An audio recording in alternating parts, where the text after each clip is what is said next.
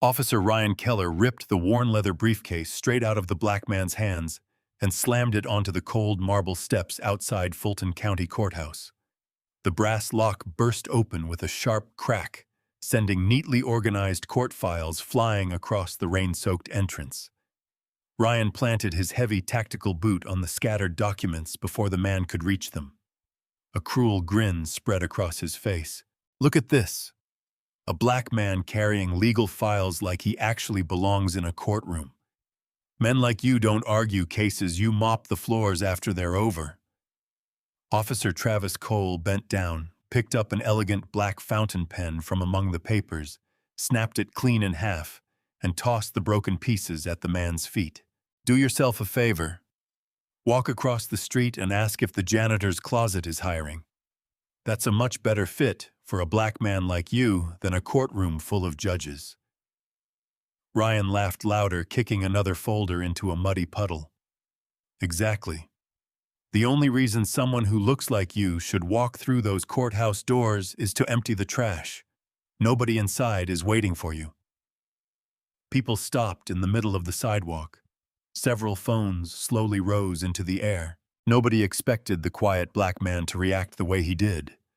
Without raising his voice, he knelt down and carefully gathered every rain-soaked page. He even picked up the broken fountain pen and slipped both pieces back into his worn leather briefcase before standing once more.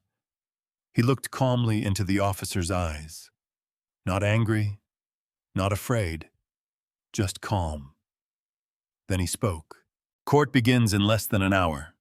When those doors open, both of you will wish you'd treated a stranger with a little more respect."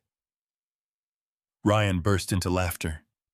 Travis shook his head with open contempt.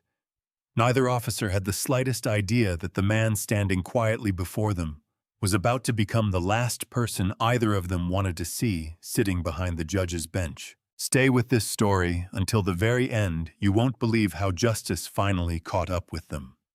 Before we continue, tell us where you're watching from and your local time in the comments.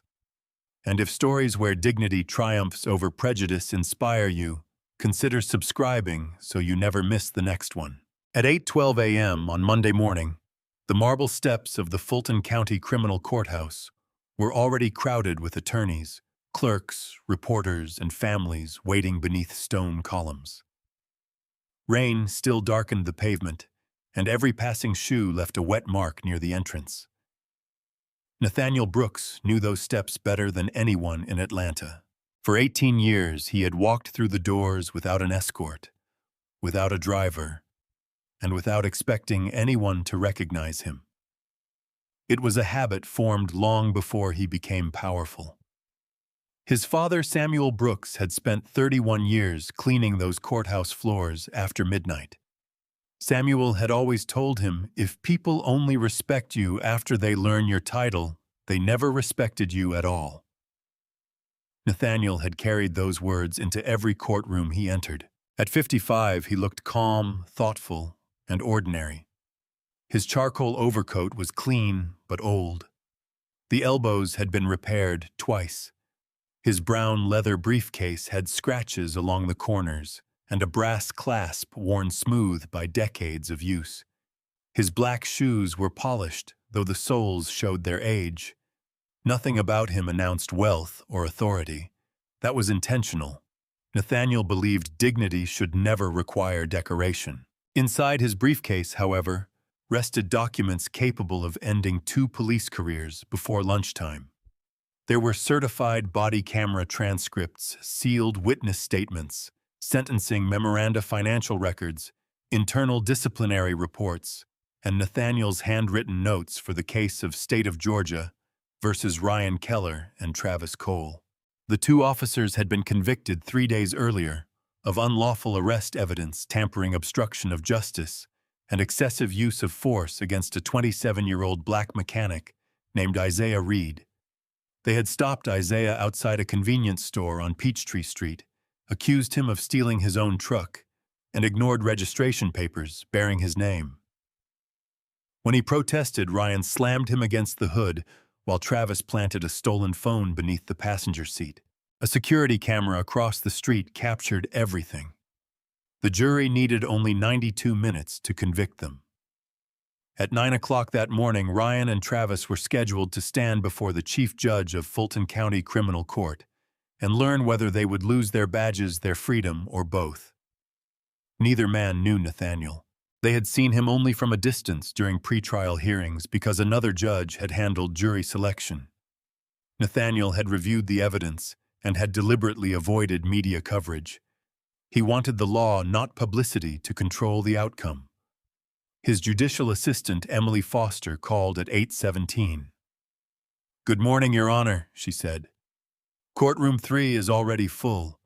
Channel 7 has a camera outside and the police union brought 6 attorneys." Nathaniel waited at a crosswalk while traffic moved through the rain. "Has the victim arrived? Isaiah is here with his mother. He looks terrified. Make sure they have a quiet room until court begins." Emily paused. "Security asked again whether you want an escort." Nathaniel looked toward the courthouse 3 blocks away. "No escort.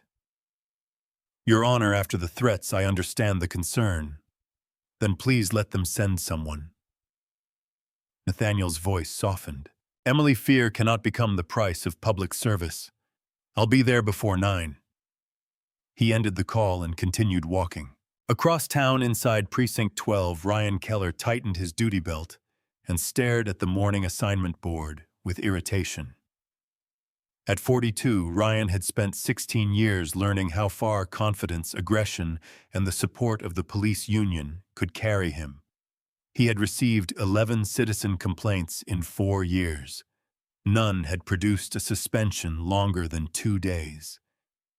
Travis Cole stood beside him drinking coffee from a paper cup. "Courthouse perimeter," Travis complained. On sentencing day, Ryan smirked. "They want us visible. Makes the department look cooperative. You think Brooks will send us away? He's a judge, not God." Travis lowered his voice. "The union lawyer said prison is possible." Ryan slammed his locker shut. "No jury tells me how to police. And no judge is going to ruin my life over some mechanic who couldn't follow instructions." A younger officer nearby stopped tying his boot and looked up. "Isaiah Reed was unarmed," he said carefully. Ryan turned. "Did anyone ask you?" The younger officer looked down. Nobody else spoke. At 8:31, Captain Howard Bell entered with orders. "Keller, Cole, you're assigned to the North Courthouse entrance until your attorneys arrive. Keep the walkway clear. No confrontations. No unnecessary stops." Ryan took the paper. "What counts as unnecessary?" Bell stared at him. "If you have to ask, you shouldn't be wearing that badge." For one brief second, Travis went pale. Ryan only smiled. Outside, Nathaniel reached the final intersection before the courthouse. He checked his watch. The face displayed Tuesday, October 14th, even though it was Monday morning. He tapped the screen, once frowned, then slipped his hand back into his pocket. The incorrect date meant nothing to him. The time did. 8:37 a.m. He still had 23 minutes. As Nathaniel approached the courthouse plaza, he saw metal barricades, news vans, and uniformed officers directing pedestrians. A group of protesters stood across the street holding signs that read, "Accountability is not anti-police and justice for Isaiah Reed." Nathaniel slowed briefly. He recognized Isaiah's mother among them. She did not recognize him. Near the north entrance, Ryan Keller scanned the crowd with eyes. Travis stood beside him chewing gum and complaining about the rain. Then Ryan noticed Nathaniel. First he saw the worn coat, then the scratched briefcase, then the color of the man's skin. Ryan's expression changed. He nudged Travis with one elbow. "Watch this," he said. Nathaniel continued toward the courthouse doors, unaware that the 2 men whose futures rested inside his briefcase had decided he did not belong there. Nathaniel Brooks was 20 yards from the courthouse entrance when Officer Ryan Keller stepped directly into his path. The movement was deliberate. Ryan raised one gloved hand as though stopping traffic. "Hold it right there." Nathaniel stopped beneath the edge of the stone awning. Several attorneys glanced over. "Good morning, officer," Nathaniel said. Ryan looked him up and down. His eyes lingered on the worn coat, the polished but aging shoes, and the scratched leather briefcase. "What's in the bag?" "Court documents." Ryan smiled without warmth. "Court documents." Travis Cole moved closer, chewing gum slowly. "Where did you steal them?" Nathaniel's expression did not change. "I did not steal anything." Ryan held out his hand. "Give me the bag." "No." Ryan's jaw tightened. Nathaniel kept his voice calm. "You have not stated a lawful reason to search my property." Travis laughed loudly enough for people nearby to hear. "Listen to him. He memorized one sentence from television and thinks he's a lawyer." Nathaniel looked toward the entrance. The courthouse clock above the doors showed 8:39. "I have business inside. Please step aside." Ryan moved closer until only a few inches separated them. "A black man carrying sealed court files in a worn-out coat doesn't tell me to step aside." Nathaniel's gaze hardened. "My race is not probable cause." Ryan's smile vanished. He grabbed the briefcase handle. Nathaniel held on. "Release my property." Ryan jerked harder. The brass clasp snapped. The briefcase struck the marble steps and burst open. Folders, witness statements, certified transcripts, and handwritten notes spilled across the wet ground. A gust of wind lifted several pages and sent them sliding toward the street. Nathaniel immediately crouched to gather them. Travis planted one boot on a folder labeled "Sealed Evidence." "You're not touching anything until we verify what you stole." "These are protected judicial records," Nathaniel said. "Remove your foot." Travis pressed down harder. The folder bent beneath his sole. Ryan picked up a sentencing memorandum and skimmed the first page. "State versus Keller and Cole." For half a second, his expression shifted. Then he scoffed.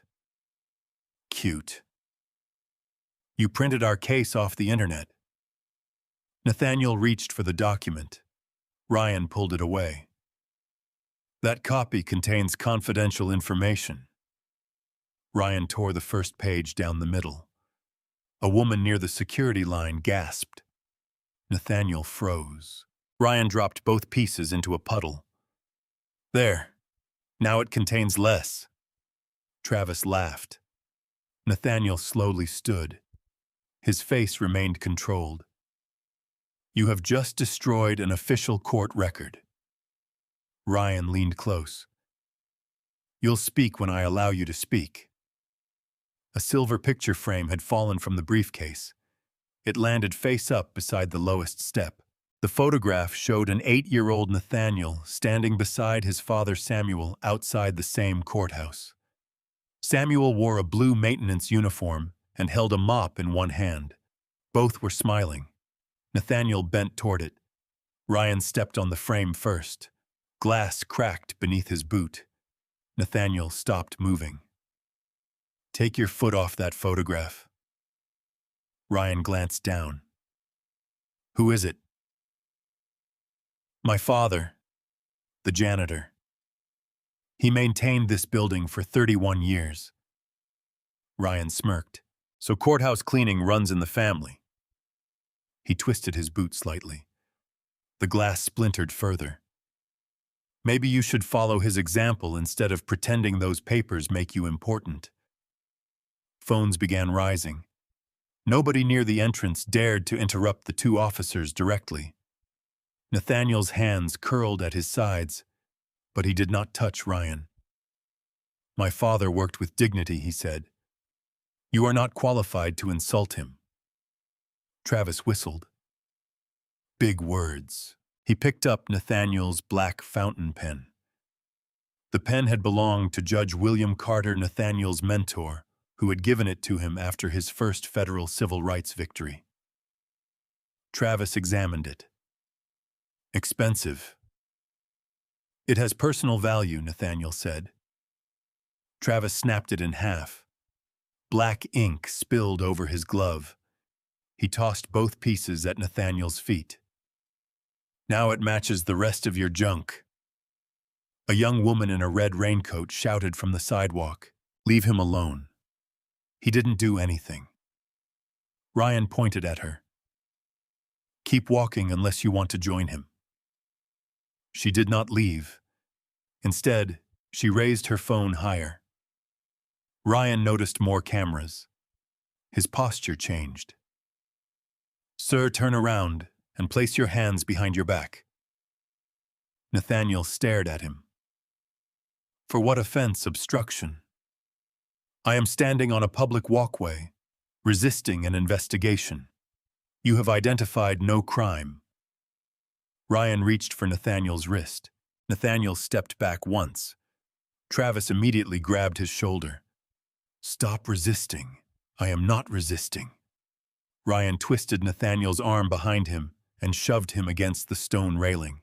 The impact drove air from Nathaniel's lungs. His cheek pressed against cold marble. Someone screamed. Nathaniel spoke through measured breaths.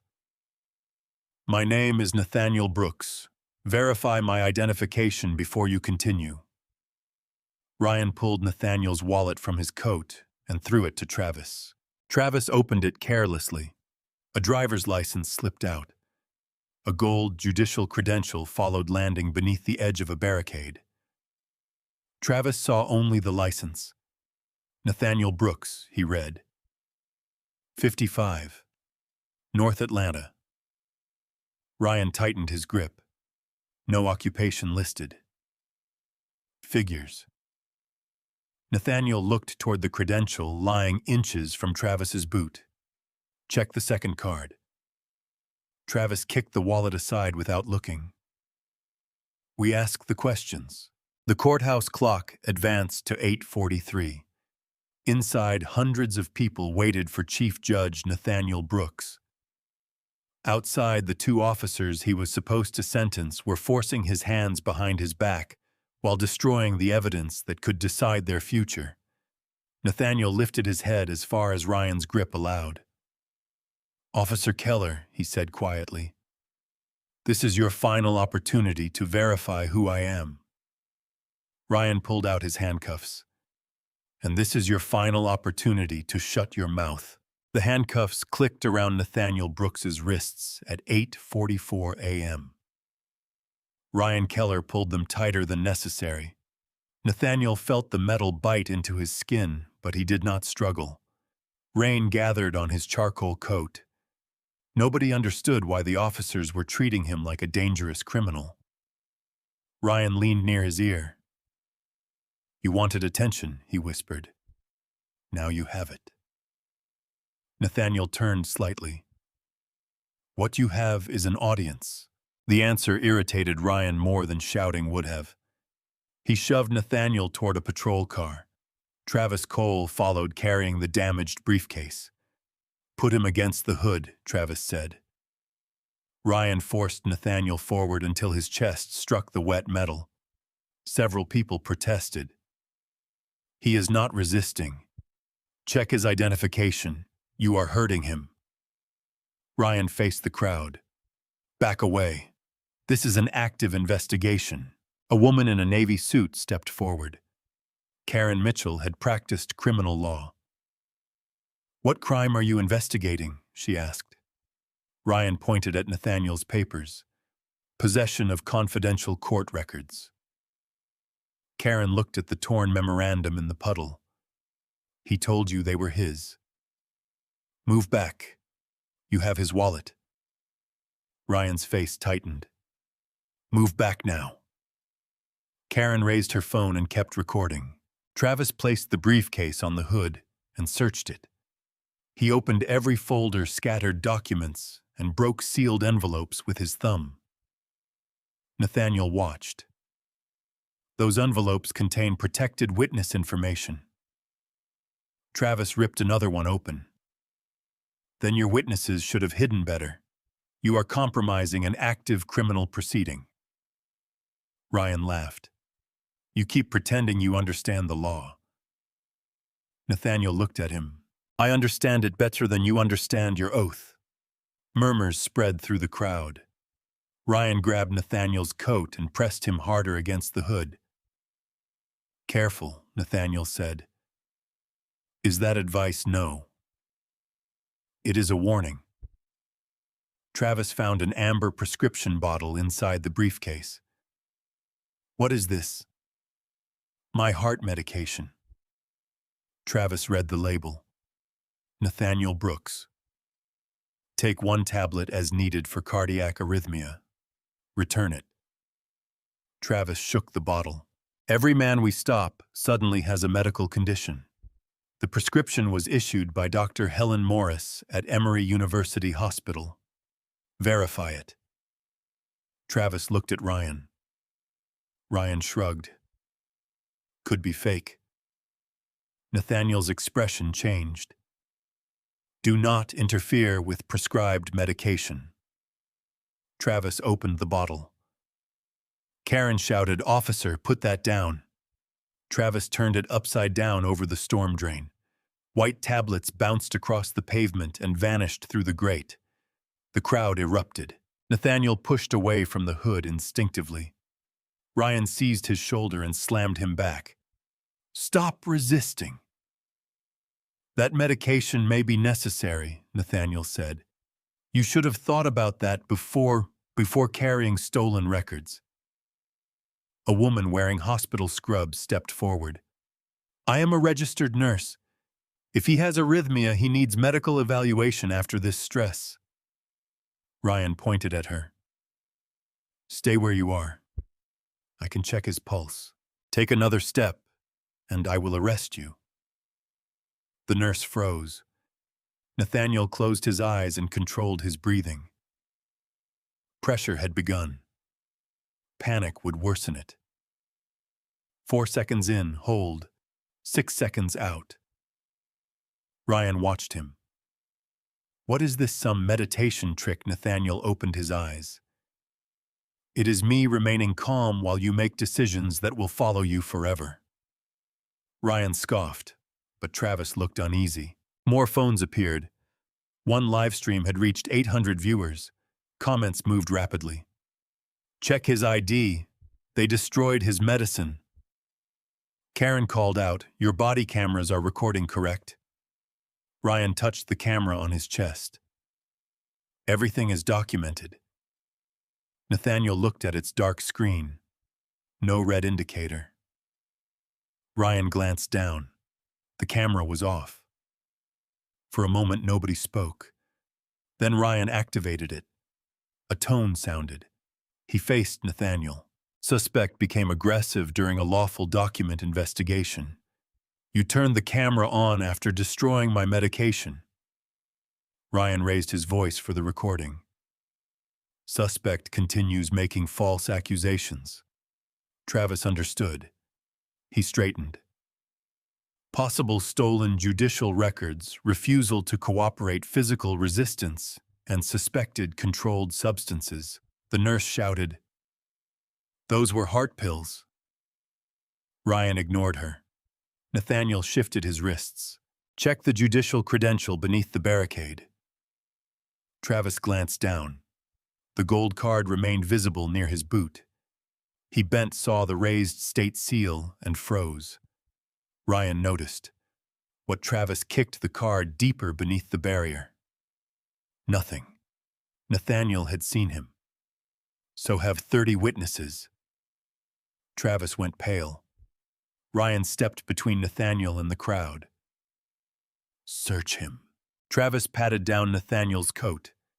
He removed a phone keys, reading glasses, and a folded courthouse schedule. He opened the schedule. At the top were the words, Chief Judge Nathaniel Brooks. His hands trembled. Ryan snatched it before anyone else could read it. He folded the paper and tore it into 4 pieces.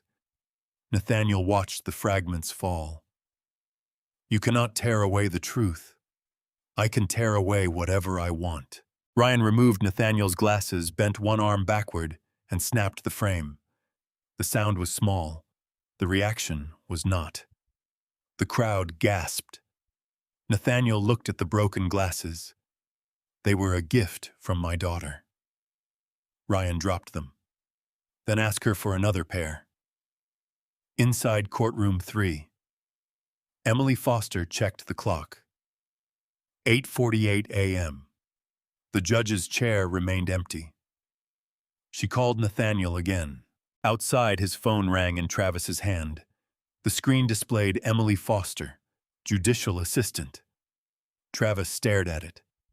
Ryan grabbed the phone, rejected the call, and switched it off. Nathaniel's voice became quiet. She is calling because court is waiting. Ryan sealed the phone inside an evidence pouch. Court can wait. Nathaniel looked toward the courthouse doors. Nobody dared to breathe as he waited. No, he said. It cannot. At that moment, Emily left courtroom 3 and hurried toward the north entrance, unaware that every second was bringing her closer to a sight she would never forget. Inside courtroom 3, the atmosphere had begun to shift from expectation to unease. It was 8:51 a.m. Reporters whispered over open laptops. Isaiah Reed sat beside his mother in the second row, staring toward the empty judge's bench. Emily Foster stood near the clerk's desk with Nathaniel's unanswered call on her phone.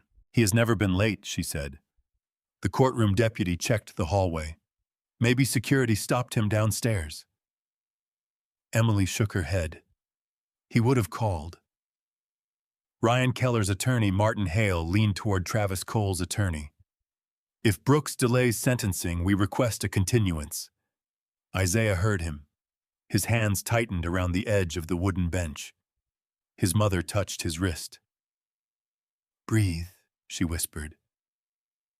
Isaiah tried. He had waited for this morning. He remembered the cold hood of his own truck beneath his face. He remembered Ryan accusing him of theft while holding registration papers bearing Isaiah's name.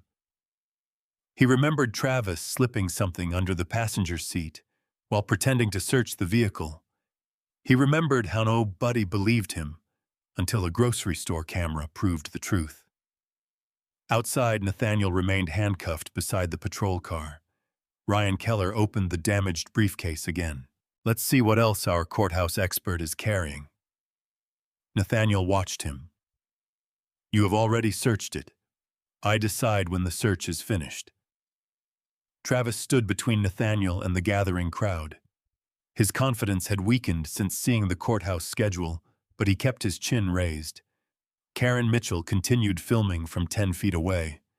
Call a supervisor. The gold card is under the barrier. Why are their body cameras off? Karen called toward Ryan. Officer Keller. People watching this video are asking you to identify the crime. Ryan ignored her. Nathaniel looked at the courthouse clock. 8:52. Officer Keller, you are delaying a scheduled judicial proceeding. Ryan laughed. You keep saying that like somebody important is waiting for you. Nathaniel did not answer. Travis noticed the crowd growing. Ryan, he said quietly, we should call Bell. Ryan closed the briefcase. For what? To confirm the records. Ryan stared at him. You getting nervous? No. Then stop acting nervous. Travis glanced toward the gold credential beneath the barricade. Ryan followed his eyes. Before anyone could react, Ryan stepped over, bent down, and picked it up. He looked at the raised seal. State of Georgia Judicial Authority. Nathaniel's photograph appeared beneath the words, Chief Judge. Ryan froze. Then his expression hardened. He slipped the credential into his pocket. What did that card say? Ryan turned sharply. Recording police activity does not authorize interference. I asked what it said. Ryan moved toward her. End the live stream. No. Karen's voice remained steady. This is a public sidewalk. I am standing behind your barrier. I will continue recording. Ryan looked around and realized too many cameras were pointed at him. He returned to Nathaniel. You made this credential yourself.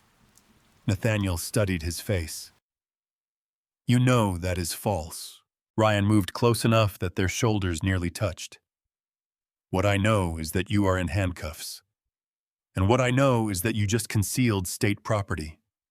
Travis whispered, Ryan, this is getting bad. Ryan turned on him. Search the bag again. Travis hesitated. That's an order. Travis carried the briefcase to the hood. He opened the outside pocket, found nothing, then looked at Ryan. Ryan shifted his body to block the crowd's view. His hand moved toward a small evidence pouch attached to his belt. Inside was a folding knife recovered during an unrelated arrest 2 days earlier. Travis saw the pouch. His face changed. No, he whispered. Ryan's eyes narrowed. Do it. Travis did not move. What are you planning? Ryan smiled without humor. Finding what you brought. He turned his body farther from the crowd, removed the sealed knife, and slipped it into the briefcase's outer pocket. But across the street, 17-year-old Malik Harris stood beneath a bus shelter, filming through the zoom lens on his phone. His camera captured everything. Ryan stepped back and activated his body camera. Continuing lawful search, he announced. He reached into the pocket and lifted the knife. The crowd erupted. Concealed weapon, Ryan said. Exactly what I expected. Nathaniel looked at the knife. That was not in my briefcase. Ryan held it closer to the camera. Suspect denies possession. You placed it there. Ryan's expression became almost satisfied. It is there now. The report will say it always was. Travis looked away. Karen shouted, Your body was blocking the search. Ryan pointed at Nathaniel. Armed suspect. Everyone move back. Nathaniel's face remained composed, but his voice carried across the plaza. Officer Cole saw what you did. Ryan turned toward Travis. Neither man spoke. Travis swallowed. I found the knife during the search. Nathaniel closed his eyes briefly. The betrayal was complete. Nobody near the courthouse understood that the delay was no longer a misunderstanding. Every torn page, rejected call credential, and false statement was becoming part of a record that Ryan could not rewrite or escape once the truth entered the courtroom. Inside courtroom 3, the clock reached 8:55. Emily tried Nathaniel's number again. The call went directly to voicemail. She turned to the courtroom deputy. I am going outside. The session starts in 5 minutes. That is exactly why I am going. Outside, Nathaniel checked the courthouse clock once more. 8:56 a.m. Ryan forced him down onto the wet curb. Sit. Nathaniel sat slowly handcuffed, surrounded by torn documents, broken glasses, shattered memories, and fabricated evidence. Ryan looked down at him. Still think court is waiting. Nathaniel raised his eyes. Court begins in 4 minutes. Ryan laughed loudly. So what Nathaniel's answer was quiet. So do your consequences. At that moment, the courthouse doors opened behind them, and Emily Foster stepped into the rain. Emily Foster stepped into the rain and immediately saw the crowd gathered near the north entrance. She noticed the phones, the torn papers, and the handcuffed man seated on the curb. Nathaniel Brooks sat beneath the gray morning sky with his wrists bound behind him. His coat was soaked. His glasses were broken on the pavement. The photograph of his father lay beneath cracked glass beside a muddy folder. Officer Ryan Keller stood over him holding a knife in one hand. Officer Travis Cole held the damaged briefcase. Emily could not breathe. "Your Honor," her voice was barely audible. Nathaniel turned toward her. Ryan looked over his shoulder. "What did you call him?" Emily took one step closer. "Your Honor." The crowd fell silent. Ryan stared at her. Travis went pale. Emily's eyes moved from Nathaniel's handcuffs to the torn judicial documents scattered across the plaza. "What have you done?" Ryan recovered first. "Ma'am, stay behind the barrier. We have an armed suspect under investigation." Emily looked at the knife. Then she looked at Nathaniel. "That knife is not his." Ryan's jaw tightened. "And you know that how?" "Because he is Chief Judge Nathaniel Brooks." The words struck the plaza like thunder. Travis froze. Ryan did not blink. Karen Mitchell lowered her phone, slightly stunned. Malik Harris kept filming from across the street, his camera shaking in his hands. Around them, attorneys, reporters, courthouse employees, and ordinary citizens stared at the officers with disbelief. The authority Ryan had displayed so proudly minutes earlier now looked fragile, exposed beneath dozens of recording phones and one undeniable name nearby. Ryan finally laughed. It sounded forced. Chief Judge Emily stepped closer. "Yes." She pointed toward the courthouse. "The same Chief Judge whose courtroom you are supposed to enter at 9 o'clock. The same judge assigned to sentence both of you in state of Georgia versus Ryan Keller and Travis Cole." Travis's face drained of color. His mouth opened, but no sound came out. Ryan looked at Nathaniel again. This time he truly looked. Not at the worn coat or scratched briefcase, but at the man. Nathaniel met his eyes. Ryan's hand moved toward his pocket where the judicial credential remained hidden. Emily saw the movement. "Give him back his identification." Ryan said nothing. "Now." Travis whispered Ryan.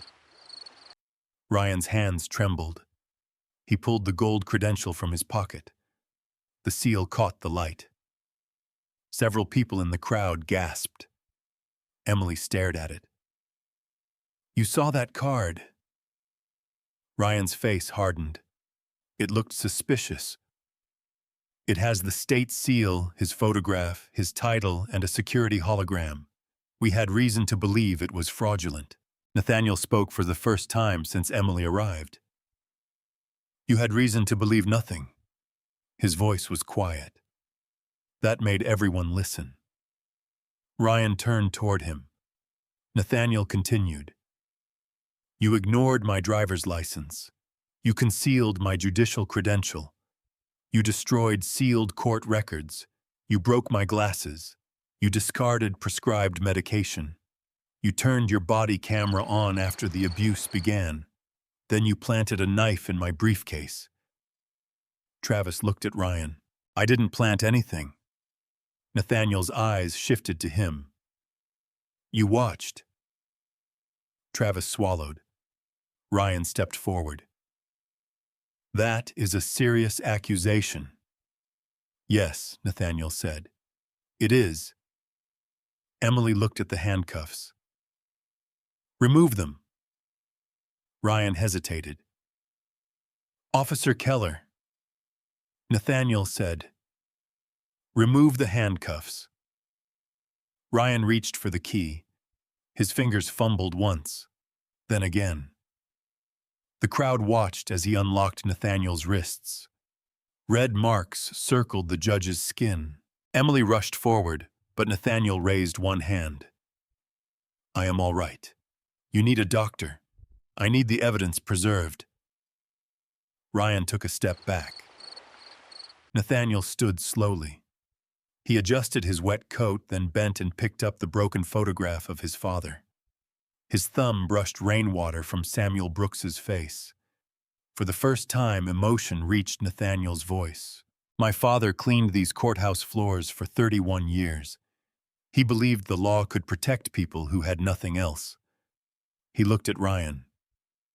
You stepped on his memory because you believed his work made him beneath you. Ryan said nothing. Nathaniel picked up the snapped fountain pen. My mentor gave me this after my first civil rights victory. Then he lifted the torn sentencing memorandum from the puddle. And this document was part of your case. Travis stared at the ground. Emily called the courtroom deputy. Send Captain Bell Courthouse Security and Internal Affairs to the north entrance immediately. Ryan raised both hands. This can be explained. Nathaniel looked at him. No. It can be documented. Malik crossed the street carefully, still filming. Sir, he said I recorded the knife. Ryan's head snapped toward him. What I recorded you taking it from your evidence pouch and putting it in the bag. The crowd erupted. Ryan lunged one step forward. Courthouse security officers appeared at the doors. Captain Howard Bell arrived behind them. He saw Nathaniel, then Ryan, then the knife. Bell's face went white. Everybody stop moving. Nathaniel handed Emily the broken photograph. Preserve every phone recording. Secure both body cameras. Recover the medication bottle, the judicial credential, the knife, and every damaged document. Bell nodded immediately. Yes, Your Honor. Ryan looked around, as if searching for an escape that did not exist. Travis leaned against the patrol car, breathing rapidly. Nathaniel checked the courthouse clock. 8:59 a.m. He looked at Emily. Is courtroom 3 ready? She stared at him. Your Honor, after this, is it ready? Yes. Nathaniel gathered the damaged briefcase. He faced Ryan and Travis. Gentlemen, your attorneys are waiting. Neither officer moved. Nathaniel turned toward the courthouse doors. Let's not keep the court waiting. At exactly 9 o'clock, the chief judge of Fulton County walked inside, followed by the two men who finally understood who controlled their future. Nathaniel Brooks entered courtroom 3 at 9:03 a.m., carrying the damaged briefcase in one hand and the broken photograph of his father in the other. Every person in the room stood. The movement was immediate. Attorneys rose. Isaiah Reed and his mother turned toward the rear doors. Ryan Keller and Travis Cole entered behind him, under the supervision of Captain Howard Bell and two courthouse security officers. Nathaniel walked slowly down the center aisle. Red marks circled both wrists. Nobody dared to breathe. When Nathaniel reached the bench, he paused. He looked toward Isaiah. Then Nathaniel turned toward Ryan and Travis. Court will take a 15-minute recess before proceedings begin, Nathaniel announced. The defendants will remain in this courtroom under supervision. Martin Hale rose immediately. Your Honor, I must object. Given what apparently occurred outside, we believe recusal is necessary. Nathaniel studied him. You are objecting before the court has even stated what occurred. Hale swallowed. My clients may now reasonably question impartiality. Your clients questioned my humanity before they learned my identity. The room fell silent again. Nathaniel removed his wet coat and handed it to Emily. Beneath it, his white shirt was wrinkled and stained at one shoulder, where Ryan had forced him against the patrol car. He walked through the side door into chambers. Emily followed. You do not have to continue today, she said softly. Yes, I do. You were assaulted. And Isaiah waited 8 months for this hearing. Nathaniel looked at the broken photograph. My father spent his life believing this courthouse meant something. If I walk away because 2 men humiliated me outside it, then they control more than my mourning. Emily's eyes filled with tears. This is not about pride. No, Nathaniel said. It is about process. He opened a cabinet and removed a spare pair of reading glasses. Then he changed into his black judicial robe. The transformation was quiet but absolute. The soaked stranger from the courthouse steps disappeared.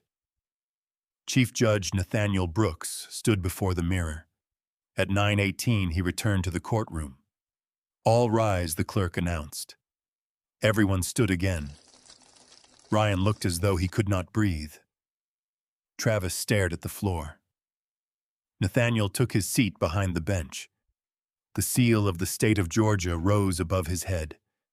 The damaged briefcase rested on the evidence table below. "Be seated." Chairs lowered in near-perfect unison.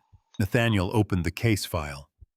Before addressing sentencing in state of Georgia versus Ryan Keller and Travis Cole, this court must address conduct occurring outside this building between 8:37 and 9 o'clock this morning. Hale rose. "Your Honor, sit down, Mr. Hale." Hale sat. Nathaniel turned to Captain Bell. "Were both defendants' body cameras secured?" "Yes, Your Honor."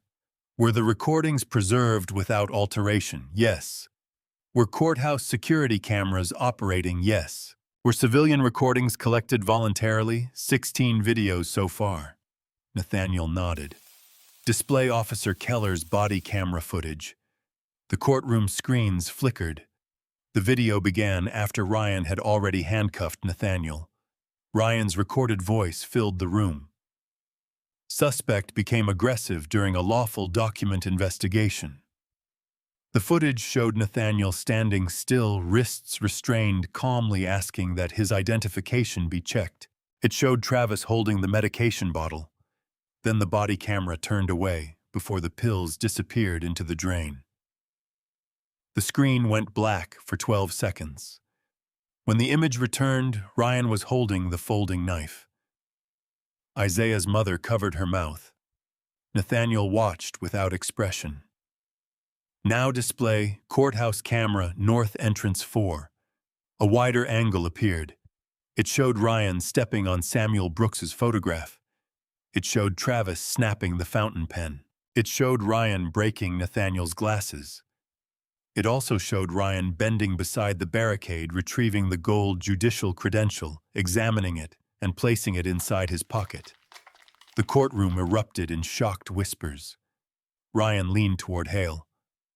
"I thought it was fake." Nathaniel heard him. "The court will decide what you thought after reviewing what you did." He turned to Emily. "Play the recording submitted by Malik Harris." The screen changed again. Malik's zoomed video showed Ryan removing the knife from the evidence pouch. The image was clear. The knife disappeared into Nathaniel's briefcase. A moment later, Ryan activated his body camera and pretended to discover it. The room fell completely silent. Travis closed his eyes. Ryan gripped the defense table until his knuckles whitened. Hale stood slowly. "Your Honor, I request an immediate private conference with my client." Denied. "This video creates possible criminal exposure.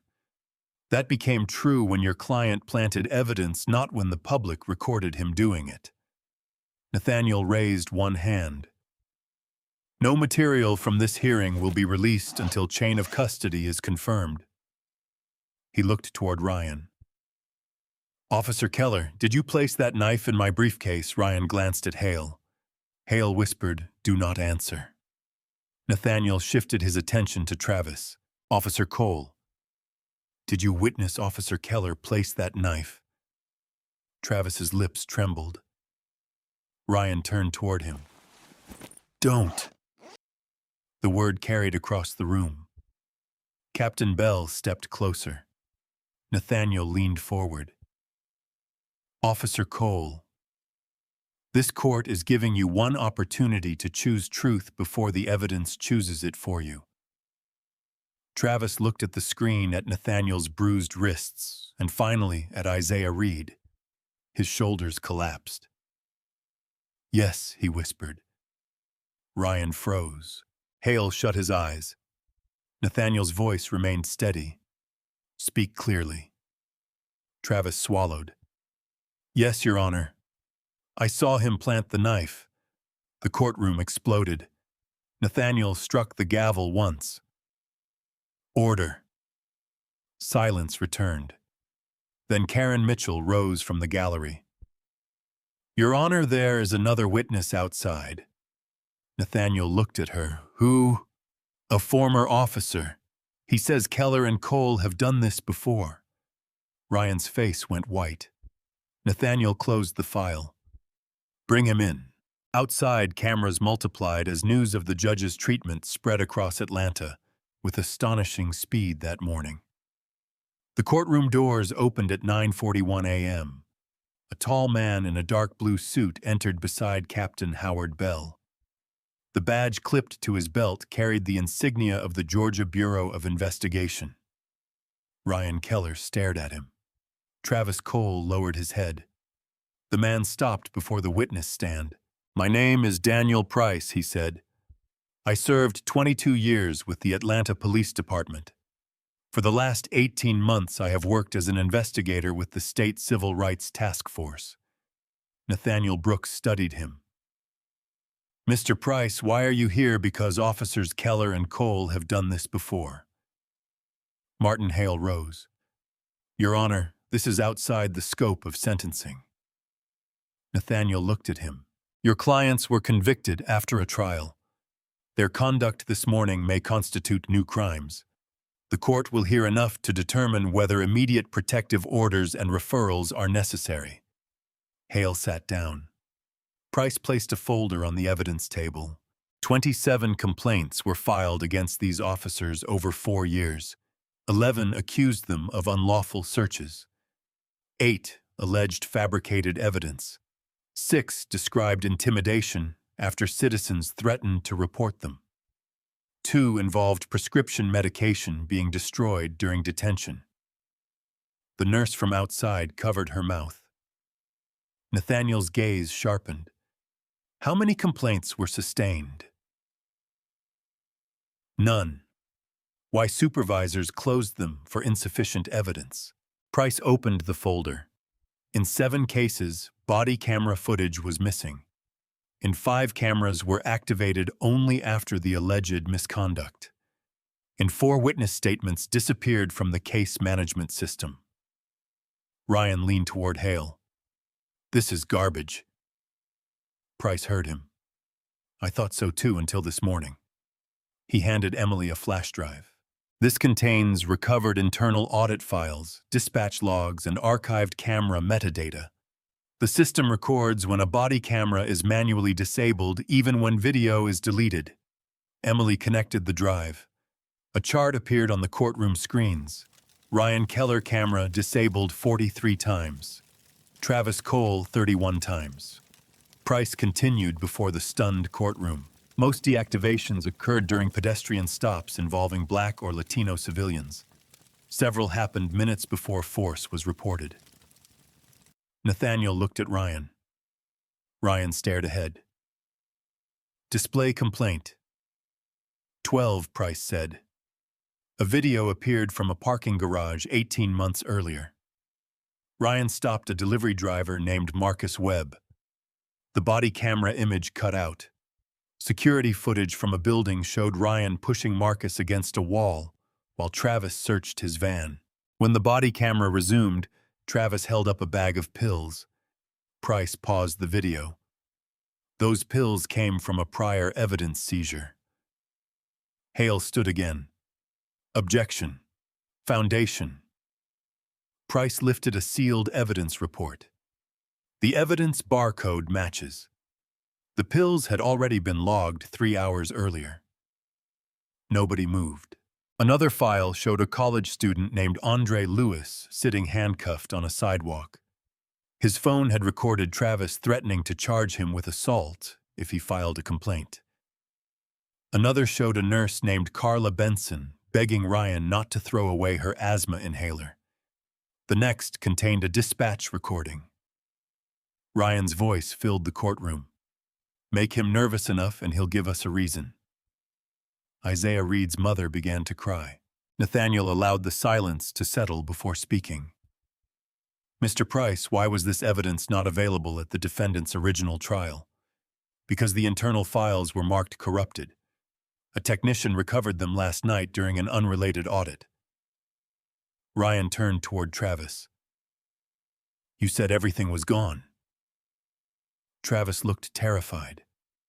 Hale whispered, "Do not speak." Nathaniel heard.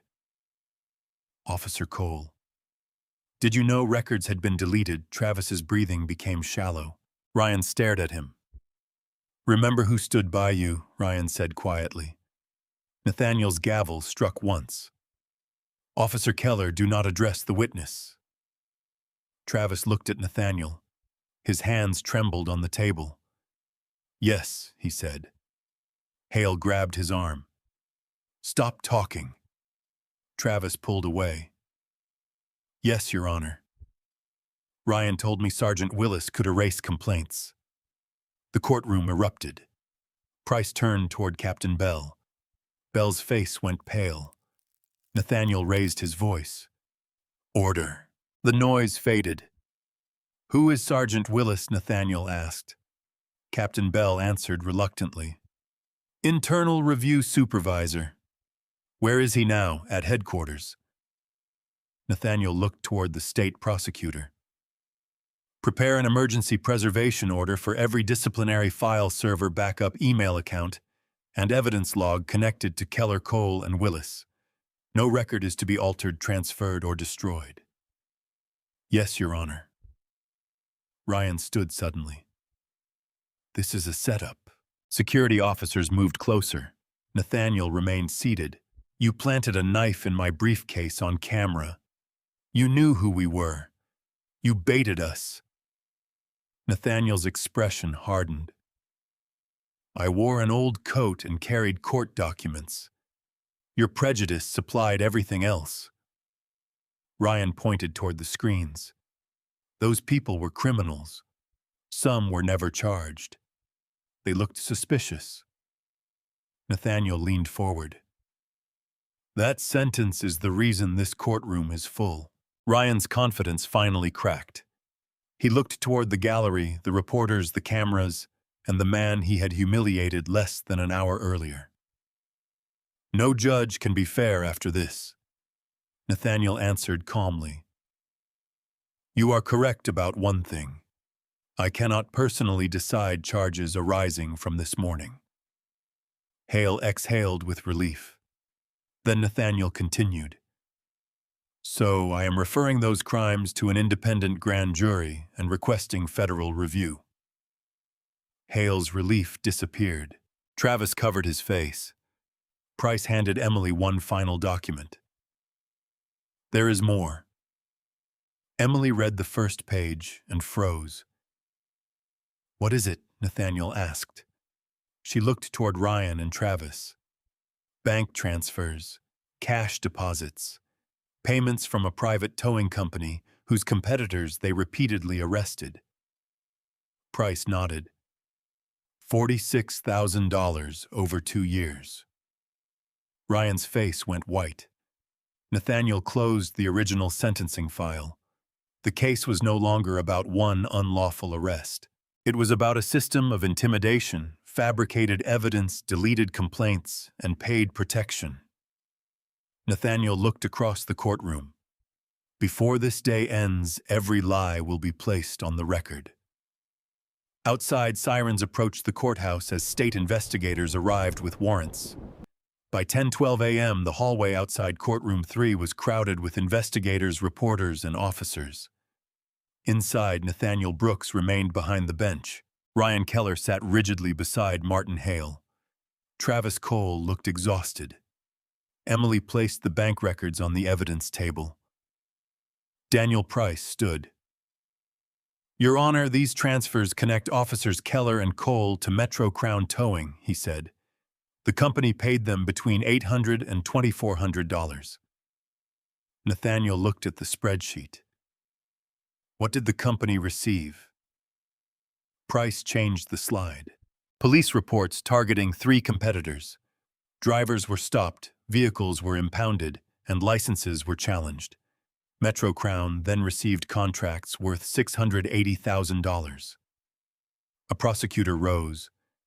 We have confirmation that Sergeant Willis approved the reports and closed complaints. Ryan whispered. This has nothing to do with Isaiah Reed. It has everything to do with using public authority for gain. Hale stood. Your Honor, my client has not been indicted. That is correct, Nathaniel said. This court will not sentence him for uncharged conduct. The evidence remains relevant to custody and referral. Hale sat. Nathaniel opened the case file. We will now proceed with sentencing. Isaiah Reed's hands trembled. Nathaniel addressed the prosecution. Call the victim. Isaiah walked to the podium. Then he looked at Ryan and Travis. I spent 6 hours in jail for stealing my own truck, he said. My mother borrowed $3,000 for bail. I lost my job because the arrest report called me armed and dangerous. Isaiah continued. I kept telling them the registration was in the glove compartment. Officer Keller had it in his hand. Officer Cole found my phone under the seat after I watched him walk around the truck carrying something. His voice cracked. People asked what I did to make police treat me that way. They did not ask what police did to me. The room fell silent. Isaiah looked toward him. I do not want revenge. I want the next person to be believed before a camera has to save them. Nathaniel nodded. Thank you, Mr. Reed. Isaiah sat. Travis stood. Hale reached for him, but Travis pulled away. Your Honor. I want to speak. Nathaniel studied him. You have the right to remain silent. I know. Anything you say may be used in investigations. I understand. Travis faced Isaiah. I lied in the report, he said. Ryan told me the stop would disappear if we made you look dangerous. I placed your phone beneath the seat. I told myself I was protecting my partner. Ryan turned sharply. You coward. Travis did not look at him. I was protecting myself, he continued. I knew he was wrong and I helped him anyway. Travis faced Nathaniel. I also saw Sergeant Willis delete complaints. He said the department could not afford another scandal. Ryan stood. He is saying whatever he thinks will save him. Nathaniel struck the gavel. Sit down. Ryan remained standing. This courtroom is a performance. Nathaniel's voice became colder. Sit down, Officer Keller. Ryan looked around, found no support, and sat. Nathaniel reviewed the jury verdict.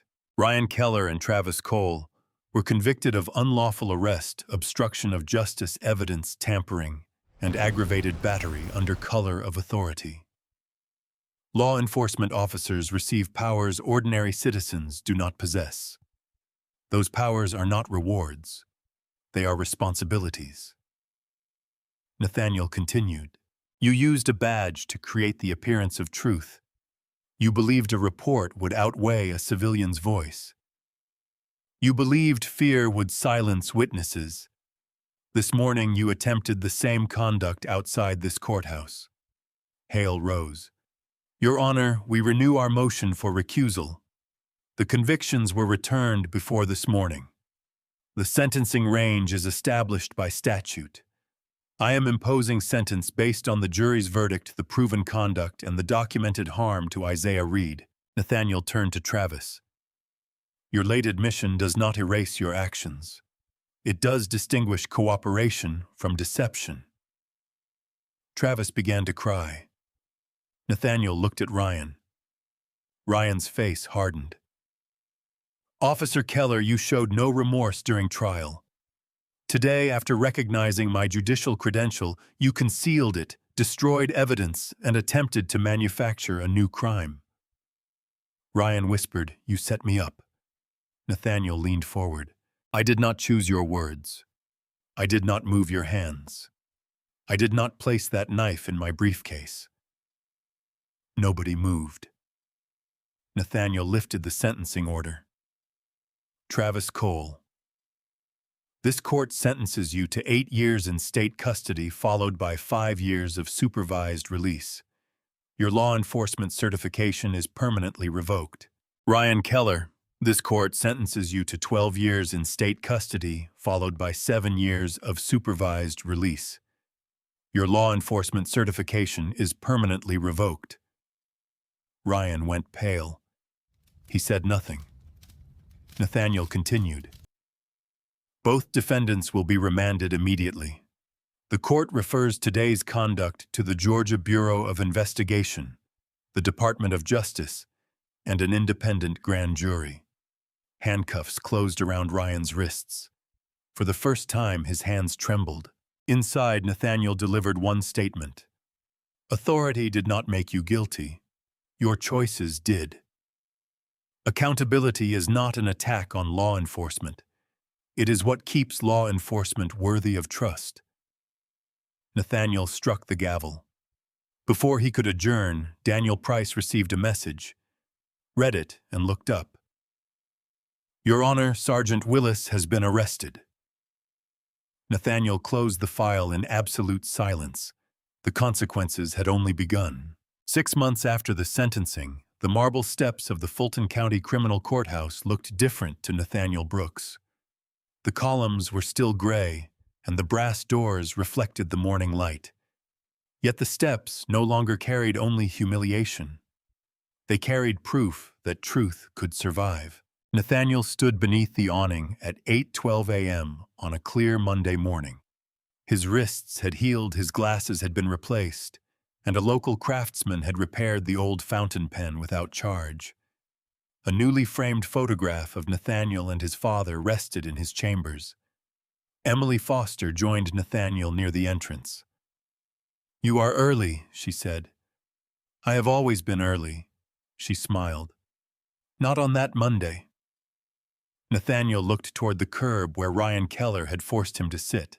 No, he said quietly. But the court eventually caught up. The consequences continued after the gavel fell. Ryan Keller entered a state prison outside Macon and later faced federal charges for civil rights violations, evidence fabrication, conspiracy, and obstruction. Travis Cole testified against Sergeant Willis, though cooperation did not erase his sentence. Willis pleaded guilty to deleting complaints and altering internal records. 3 supervisors resigned. 2 others were suspended pending hearings. Metro Crown Towing lost every municipal contract. Its owner admitted paying officers to target competitors, received 4 years in federal prison, and was ordered to return $680,000 plus $1.2 million in penalties. The investigation reopened 43 complaints. 17 wrongful arrests were dismissed. 9 people received formal apologies from the city. 5 families reached civil settlements totaling $7.6 million. For Isaiah Reed, money mattered less than vindication. His record was erased, and his former employer offered reinstatement with lost wages. Isaiah declined. Instead, he used part of his settlement to open Reed Automotive on Auburn Avenue. Above the front desk hung a framed copy of the registration document Ryan had ignored. Below it, Isaiah placed a small sign. The truth should not need a camera. Each month, his shop offered free vehicle inspections to low-income families. Nathaniel visited once. Isaiah shook his hand for a long time. You believed me before you knew what happened to you, Isaiah said. Nathaniel answered, the evidence believed you. My responsibility was to listen. Public anger reached the Georgia legislature, where lawmakers argued over language funding and enforcement. Then the courthouse videos played during a hearing. The room fell silent. 3 months later, the Brooks Accountability Act passed with bipartisan support. The law required continuous body cameras, outside review of missing footage, independent disciplinary archives, penalties for planting evidence, and medical evaluation when officers interfered with prescribed medication. It also created a civilian review board with subpoena authority. Nathaniel had not asked for the law to carry his name. He objected twice. The sponsors refused to change it. "This is not about me," Nathaniel told reporters. State Senator Alicia Grant answered, "That is exactly why it should bear your name." Emily became executive director of the Judicial Access and Accountability Office, training justice officials to recognize misconduct before it became routine. Captain Howard Bell testified publicly about the silence inside Precinct 12. "I thought avoiding scandal protected the department," he admitted. "Silence protected the people causing the scandal." He retired 1 year early, but not before creating a mandatory duty to intervene policy. Malik Harris received an Atlanta Press Foundation scholarship and began studying investigative journalism at Georgia State University. Karen Mitchell joined the Civilian Review Board. The nurse who had tried to help Nathaniel became its medical rights advisor. Small choices had become a movement. No ceremony could undo the fear that mourning had caused, but the gathering showed what accountability could build when witnesses refused silence, institutions preserved evidence, and ordinary people chose courage over comfortable indifference together. At 8:30 that Monday, hundreds gathered to dedicate the Samuel Brooks Public Service entrance. Nathaniel spoke only after officials named the entrance for his father. A bronze plaque stood beside the doors. Samuel Brooks, 1938 to 2019, he served this courthouse with dignity for 31 years. Nathaniel approached the microphone. He looked at Isaiah, Emily, Malik, Karen, Captain Bell, forgotten families and officers along the steps. 6 months ago, he began, 2 men believed my value depended on whether they recognized my title. The crowd became still. They were wrong. Nathaniel placed one hand on the plaque. My father entered this building after judges and lawyers went home. He cleaned their offices, emptied their trash, and polished the floors beneath the state seal. His work did not make him less important than anyone who sat behind a bench. Dignity does not begin when a person proves status. It begins before the first question is asked. Authority is tested most honestly when the person standing before it appears to have none. Nathaniel paused. Justice failed many people before it reached me. We honor them not by pretending the system is perfect, but by refusing to let its failures remain hidden. Applause began softly, then grew. Isaiah stood. Others followed. Soon, hundreds of people were on their feet. Nathaniel looked toward the courthouse doors his father had once entered through the service corridor. Emily handed him a ceremonial key. He unlocked the new public entrance. The doors opened. Citizens, officers, clerks, and families entered together. Nathaniel remained outside for one final moment. He touched the repaired fountain pen in his pocket and looked at Samuel's name shining in the morning light. The law had not erased what happened. It had answered it. And this time everyone was watching. Life lesson. Respect should never wait for a title, a uniform, or public recognition. Character is revealed in how people treat those they believe have no power. Justice becomes meaningful when truth is heard. Accountability is real and dignity is protected before identity is known. Share your thoughts and local time below and subscribe for more stories where courage turns silence into change.